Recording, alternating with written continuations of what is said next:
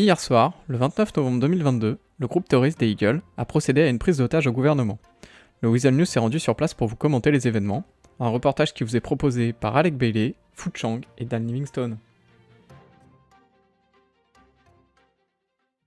Cette crainte n'a que pour insigne l'égoïsme du police département, bien évidemment. Donc c'est simple. Le LSPD, le palais Tobé, shérif au fiche, je sais pas trop quoi, a décidé, jugé bon de nous provoquer. En disant qu'ils allaient passer la vitesse supérieure, qu'ils avaient des informations croustillantes. La preuve qu'ils n'en ont pas, parce qu'aujourd'hui je suis en face de vous, en position de force avec des otages à ma portée de main. Encore une fois, un mensonge supplémentaire mis au goût du jour. Alors, ça va être simple. Les dommages et de la provocation, elles fonctionnent très bien sur nous, malheureusement. C'est pour ça qu'aujourd'hui, je suis face à vous. Et oui, messieurs, le LSPD et le PBSO a déclaré la guerre à la Eagle. Donc, je vous fais part que cette guerre, nous allons l'alimenter. Un feu ne continue pas à brûler sans oxygène. L'oxygène, c'est moi, pour le coup, ce soir. Liberté, ordre, gloire à la Eagle, messieurs. God bless America. Bonjour, vous êtes sur Weather News, la chaîne d'information. Nous sommes en direct sur un site de braquage où plusieurs preneurs d'otages se sont retranchés au sein du gouvernement. Sur la commune de Los Santos, les forces de l'ordre ont déployé un imposant et important moyen de sécurité afin de barrer l'ensemble des issues et est en train de négocier actuellement avec les preneurs d'otages. On compte pour l'instant 4 otages, dont 2 auraient été libérés dans un état de santé qui serait somme toute assez satisfaisant. Il reste encore 2 des otages à libérer et les forces de l'ordre continuent de négocier. Nous avons aussi procédé un petit peu plus tôt à un enregistrement des revendications du groupe qui se prénomme les Eagles et qui a adressé un ensemble de revendications à toujours des policiers qui courent. On va voir concrètement ce qu'il se passe. Pour l'instant, la situation semble être toujours calme. Les négociations vont bon train. Il y a une vraie démonstration de force aussi à travers ça. Il y a des otages qui ont été pris au gouvernement alors je reprends leurs paroles. C'est pour montrer aussi aux civils que si on veut, s'ils veulent, ils peuvent les atteindre aussi facilement. Il semblerait que le gouverneur fasse partie des otages, vous confirmez, Alec? Alors, j'ai malheureusement pas l'identité des otages, mais peut-être qu'on va le savoir dans les minutes qui arrivent. On va attendre impatiemment en espérant que tout se déroule pour le mieux et qu'il y ait une fin heureuse à cette prise d'otage. Alors c'est vrai qu'on assiste à un véritable bras de fer en fait, il y a un rapport de force assez conséquent entre les forces de l'ordre et ce groupe des Eagles. Alors ça bouge, le négociateur vient de regagner le cordon de police et le preneur d'otage se dirige à l'intérieur du bâtiment.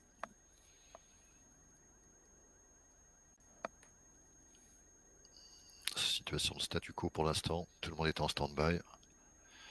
Alors on rappelle aussi qu'il y a quelques jours, les Eagles s'en sont pris directement au PBSO en tirant sur un shérif, donc ce qui explique aussi peut-être leur présence aujourd'hui. Ça les a motivés, ça les a motivés à venir, ouais. Bon, après, de toute façon, sur des opérations comme celle-ci, je pense qu'effectivement, l'action des deux forces de l'ordre est quand même pertinent parce que c'est vrai que ça permet une meilleure coordination des services.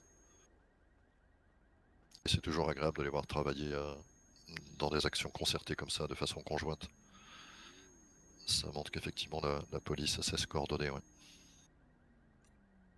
On espère tous un heureux dénouement. Il reste 2 otages encore à l'intérieur. C'est un bâtiment en plus qui a une issue, il me semble, sur l'arrière. Il y a plusieurs issues pour le personnel. Et là encore, les forces de l'ordre ont fait un barrage sur l'ensemble du bâtiment. Mais on n'a pas de visuel au niveau caméra sur l'arrière du bâtiment. Ah, il y a un otage qui sort. Celui-ci est particulièrement dénudé. Alors ça tire en l'air, attention. Oui. Ça tire en l'air, mais on va faire attention à nous aussi, parce qu'on est positionné dans l'axe.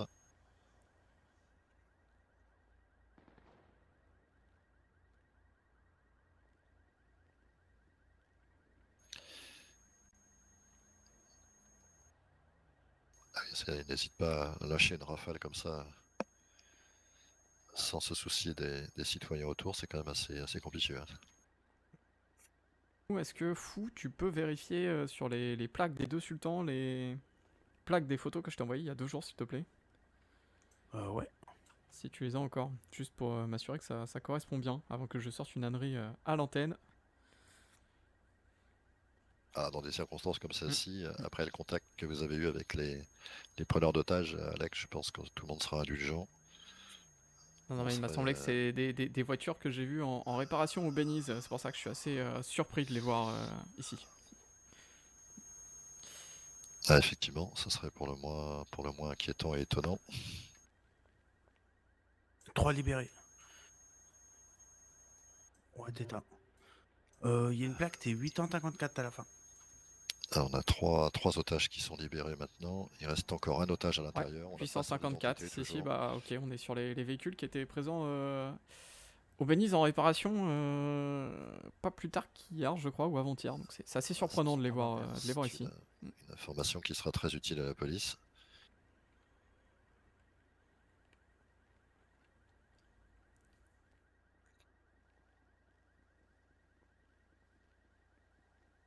Oh là, j'ai l'impression que ça bouge.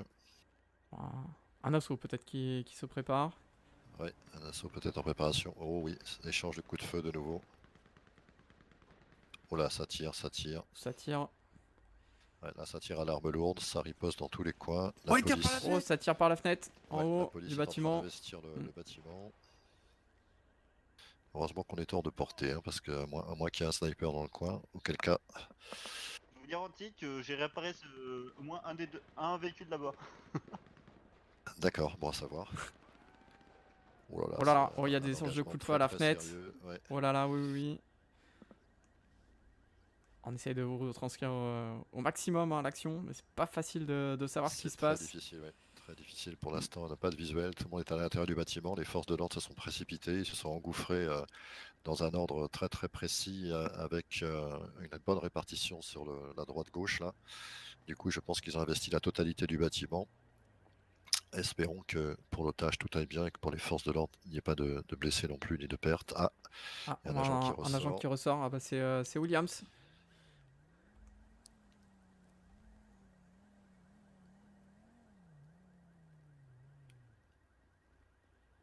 Il n'y a plus de coups de feu depuis quelques secondes maintenant. Alors, il se dirige, je crois, on va les voir peut-être, il se dirige vers les EMS. J'ai l'impression qu'il y a peut-être des blessés côté police. Ils sont peut-être venus chercher les policiers. Ils sont peut-être venus chercher des médics. Il y a 2 ambulances qui arrivent sur les lieux. Alors si les ambulances arrivent sur les lieux, hein, c'est plutôt rassurant, ça veut dire potentiellement que la menace a été neutralisée, parce que je pense qu'il ne ferait pas intervenir de médecins si ce n'était pas le cas. Est-ce qu'on est en train d'assister en direct à la fin de Eagle? Les 3 otages ont pu être libérés. Nous avons fait assaut par rapport à leur demande qui était donc impossible. Nous avons fait assaut par le SWAT PBSO. Pendant l'assaut, les individus ont quand même tiré sur le gouverneur. Le gouverneur est dans un piteux état. Les 3 individus ont été mis par terre, on va dire ça comme ça. Excusez-moi, parce que ça parle en radio, ça gueule dans tous les sens. Je vous en prie, je comprends. Je vais la couper tout de suite d'ailleurs. Ouais. Vous avez neutralisé donc les 3 preneurs d'otages. Par contre, les jours du gouverneur seraient peut-être en danger actuellement. Oui, affirmatif. Il a pris une rafale. Il a quelques blessures. Il y a des hémorragies, donc ça coule un peu. Après, je suis pas médecin. Oui, bien sûr. Je vous dis ce que j'ai vu. En tout cas, les 3 individus ont été neutralisés sans aucun problème. Il n'y a plus aucun danger dans la zone. Maintenant, on laisse les médecins faire leur travail et on essaie de faire au mieux avec les dommages collatéraux, malheureusement. D'accord, on est bien d'accord sur le fait qu'il s'agit du groupe des Eagles encore. Vous pensez qu'il est démantelé maintenant? Je pense qu'il est démantelé en effet. Après, on n'est jamais sûr. Bien sûr. Là, de ce que je pense en tout cas, c'est que les individus pourront pas parler. Hein, ils pourront plus jamais en tout cas. Les 3 sont décédés, vous le confirmez? Je pourrais pas vous le dire, mais en tout cas, leur pronostic vital est totalement engagé. Hein, d'accord. Parce qu'ils ont pris ce qu'on appelle une colte. Hein, d'accord. Dans le jargon. Donc, oui, je vois ce que vous voulez dire, shérif. Très bien. Sur l'identité des otages qui ont été libérés, ils ont été pris en charge par les EMS, on a vu tout à l'heure. Affirmatif, hein, j'ai donné l'ordre de les faire prendre en charge directement par les EMS. Bien, il n'y a pas de... Tout va bien, il n'y a pas de blessés, il n'y a pas de blessés. Le seul blessé malheureusement c'est le gouverneur. Oui, c'est le gouverneur, effectivement, d'accord. Voilà, à savoir que la demande des individus était impossible. Il voulait en découdre, c'est ce qu'il voulait. Donc on n'a pas eu le choix d'en découdre, malheureusement. Ah oui. Et quelle était Euh, leur revendication qui était impossible? il voulait $1 million. Sauf qu'on sait très bien que ils auraient jamais lâché le gouverneur, même pour $50 millions. Parce D'accord. qu'ils savaient très bien que dès lors qu'on avait donné $1 million, bah, s'ils lâchaient le gouverneur, bah, ils n'avaient plus rien pour se couvrir. C'est ce qu'on apprend à l'école de police, malheureusement, quand il y a des choses comme ça, il n'y a pas d'autre choix d'essayer de les taper. Malheureusement, Ouais, je quand on est comprends. rentré, on s'est fait voir. On s'est fait voir, on a couru pour essayer de les avoir. Ils ont eu le temps d'avoir le gouverneur avant qu'on les chope, c'était une question de seconde. Ouais, mais c'est vrai, on comprend tout à Ça, fait. ça s'est joué à 3 secondes, malheureusement. Ça arrive. Rassurez-nous, parmi les forces de l'ordre, pas de blessés, j'espère. Alors, on a eu un blessé au niveau du BCSO, du PBSO, pardon. Blessé par balle, mais il a pris dans le gilet, donc rien de grave. D'accord, blessé léger, Donc, bon, c'est c'est rassurant. pour ça qu'au niveau des unités de police, aucun blessé, à part blessure légère. Donc, il a vu les étoiles, disons, d'accord. Il est au sol, il a vu les étoiles, mais tout va bien, il n'y a pas de blessure. Bah, c'est parfait. Bah, écoutez, Sheriff Colt, merci pour toutes ces déclarations et ces précisions. Je pense que les téléspectateurs seront toujours ravis de voir à quel point la police est efficace et à quel point vous savez vous coordonner aussi avec les forces de la police de Los Santos. Et c'est toujours agréable de vous avoir en communication parce que c'est toujours très précis. Merci à vous, Sheriff Colt. Eh ben, merci à vous, et puis bon courage, bonne soirée. Merci, Merci soyez prudents. Gauthier. J'y retourne, merci. Et une intervention du SWAT s'est effectuée après que le négociateur ait obtenu la libération de 3 des otages.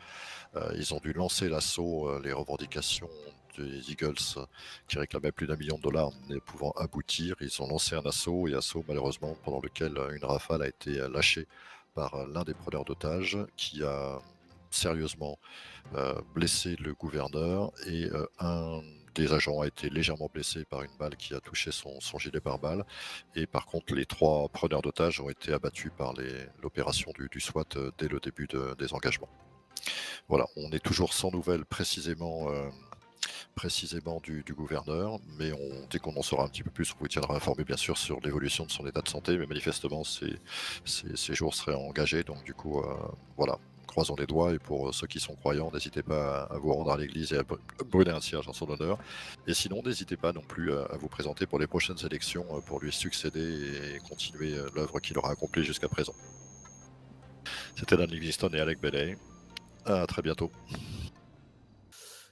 Donc il y a eu une prise d'otage au niveau de l'observatoire, individus armés d'AK-47 qui avaient comme revendication de renverser le gouvernement. Sauf que manque de bol pour eux, le gouverneur n'était pas à l'observatoire, il a eu un contretemps et il est resté au gouvernement de Los Santos. Donc pour l'observatoire du Nord, l'unité métro a dû intervenir pour neutraliser les individus. Il y a eu un blessé, donc le secrétaire du gouvernement, qui n'a pas de pronostic vital engagé. Et concernant l'intervention qui s'est passée dans le sud, 3 individus aussi, qui pour le coup, eux, étaient très recherchés de par leur pseudonyme, où on les avait justement dans le collimateur, si je peux dire, et ont été aussi neutralisés par l'unité de la division métro, représenté par le chef de division ici présent, Max Scott, tous les officiers du LSPD de Mission Row qui étaient présents, qui sont intervenus sur cette intervention, et le PBSO avec le shérif, l'under-shérif et le commander. Il y avait aussi, je crois, Hunt. Voilà, c'était quel grade il est déjà? Ranger. Ranger. Voilà, il y avait un ranger au sein de leurs unités. Voilà, si vous avez des questions. Ouais, allez, j'ouvre le bal des questions. Alors concernant la première prise d'otage, vous avez réussi à neutraliser aussi les individus, c'est ça, hein? Alors, à quel endroit? Celle à l'observatoire. Oui, les individus ont été neutralisés, ils sont morts, hein. Même si on a essayé de leur porter secours, l'unité métro de Vinewood n'a pas pu sauvegarder leur vie. Ils ont été neutralisés, pour le coup, ils sont décédés. Les 3 individus, comme je vous disais, le secrétaire du gouvernement, lui, a une blessure par balle au niveau de l'épaule. Son pronostic vital n'est pas engagé, il a été pris en charge très rapidement. Par contre, pour le sud, c'est un peu plus compliqué au niveau du gouvernement, puisque le gouverneur s'est fait tirer dessus pendant la prise d'assaut des unités, donc du PBSO et du LSPD. Et le gouverneur a eu de multiples blessures par balle et pour l'instant, son pronostic vital est engagé et il est sous respiratoire. D'accord, donc le bilan en termes de victimes, donc côté civil, ça nous fait 2 victimes, dont un dont le pronostic vital est engagé. Le gouverneur, Euh, oui, surtout. ouais, le gouverneur, bah oui, tout à fait. Au niveau des assaillants, des terroristes, hein, on va les appeler, appelons un chat un chat. Les terroristes, il y a eu 6 terroristes au total qui ont été abattus ce soir, c'est bien ça? Tout à fait, avec Ah, des individus qu'on soupçonnait, dont un nom qu'on va pouvoir vous divulguer puisque dorénavant il est décédé. Marc, tu confirmes qu'on peut divulguer? Oui. Donc il s'agit de Matthew Walker, donc un individu qu'on soupçonnait depuis un moment, qui faisait partie de ces terroristes. Et ok. selon les informations qu'on a de nos enquêtes, serait peut-être la tête de l'organisation terroriste. D'accord, effectivement, Matthew Walker, désolé, je suis encore un peu sous le choc du nom, parce que bah, il était aussi patron de l'entreprise de taxi, hein, si je dis pas de bêtises. Est-ce qu'il Tout y à a, fait. il y a- il y a d'autres employés des taxis qui ont Alors, été. on a un autre nom, c'est la personne qu'on avait mis en procédure d'arrestation. Il y a un certain Wyatt Walker, qui est aussi C'est un employé du dans Weasel le lot. News. Hmm. Et au niveau des noms, des individus qu'on a eu à l'observatoire, ce sont des individus qui ne portent pas le nom de Walker, qui ont été neutralisés. D'accord. Et côté bilan, au niveau des forces de l'ordre, j'ai cru entendre que dans le sud, au gouvernement, il y avait eu un shérif qui avait été légèrement touché, c'est ça? C'est ça. Hmm. Et sinon, pas d'autres victimes à déclarer côté forces de l'ordre. Non, Hmm. on est tous sains et saufs. Les protocoles ont été respectés à la lettre. Les unités sont formées depuis plusieurs semaines, notamment même les nouvelles recrues sur les procédures à suivre en cas de menaces terroristes. On portait tous des gilets d'intervention et des armes, ce qu'on appelle chez nous des catégories 3, donc des armes lourdes de type SMG et M4 pour les hauts gradés. Donc on était préparé à une éventuelle menace. Les unités se sont vite préparés, vite mis en tenue et vite être prêts à négocier quand les terroristes se sont mis à prendre en otage le gouvernement. Donc on n'a pas d'informations encore, puisque c'est tout frais, sur comment les individus ont pu s'introduire au gouvernement. Ça sera suite à une enquête qui sera, vu le secteur, étroitement lié avec le poste de police qui est juste au-dessus du gouvernement. Bah, pour le coup, il est collé, hein, il est juste au-dessus. Et notre unité et celle du PBSO.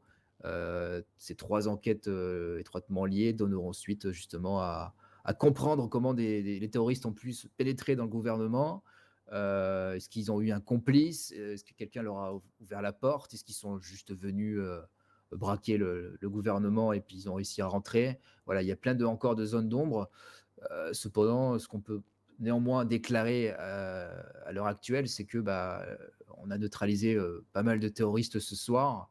Ça a été un petit peu la guerre, mais il fallait, comme je vous l'ai dit la précédente conférence, à un moment donné, c'était obligé que ça se finisse comme ça. Euh, Nous, notre enquête était prête. Euh, on attendait encore certains éléments pour pouvoir interpeller certains individus, mais le fait qu'ils aient agi ce soir a fait que ça fait une réaction en chaîne et qu'on a pu les interpeller.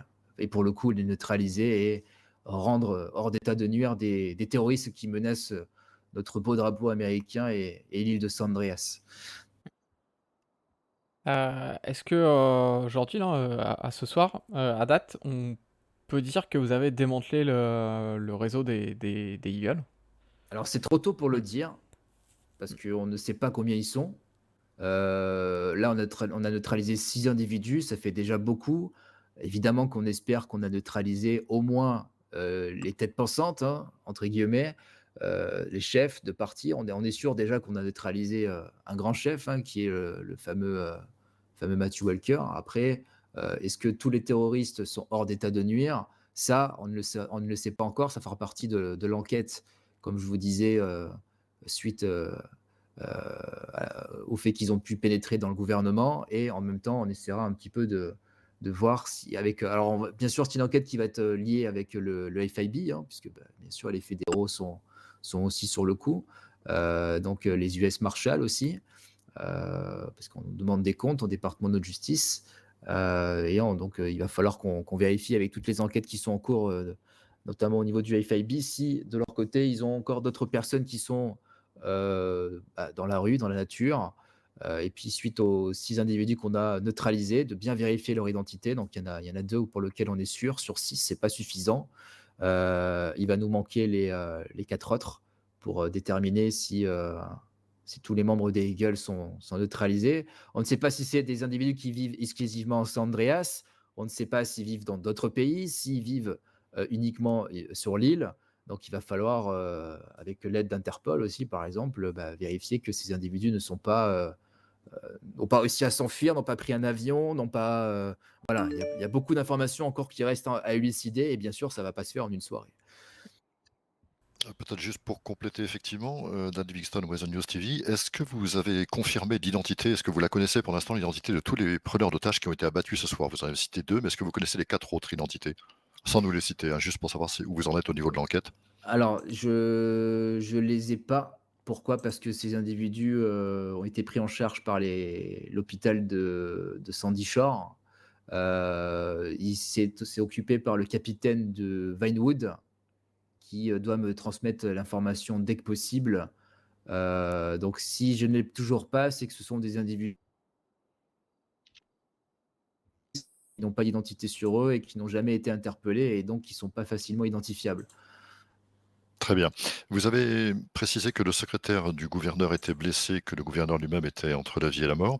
Est-ce que la totalité des otages qui ont été pris ce soir sont des membres du gouvernement ou des personnes qui travaillent pour le gouvernement? Alors, est-ce que l'un de mes officiers peut répondre à cette question? Pour le coup, non, puisque je sais que nous, du côté du gouvernement, il y avait au total 4 otages, dont 3 civils et le gouverneur. D'accord. Et les 3 civils sont tous indemnes à l'heure actuelle? Effectivement, oui, ils ont été pris en charge par le LSDH à leur libération. Une dernière question. Bonsoir. Bonsoir. L'attaque a été rapide. Bonsoir, shérif Colt. Bonsoir, shérif. Donc l'attaque a été rapide, elle a été, je pense, menée par toi, Colt. Ouais, à fille. Hein. Dernière question qui sera à plusieurs tiroirs.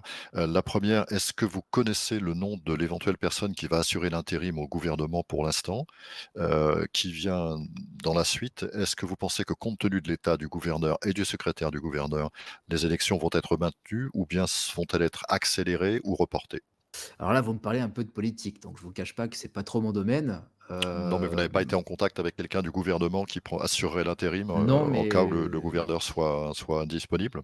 ce que je peux vous dire, c'est par expérience comment ça marche les rouages au gouvernement. C'est que lorsqu'un gouverneur n'est plus apte à pouvoir exercer pour X raisons, il y a forcément un gouverneur adjoint qui prend le relais, dont je ne citerai pas son nom par mesure de sécurité, vu qu'on n'est pas encore sûr que la menace n'est pas égale à 0.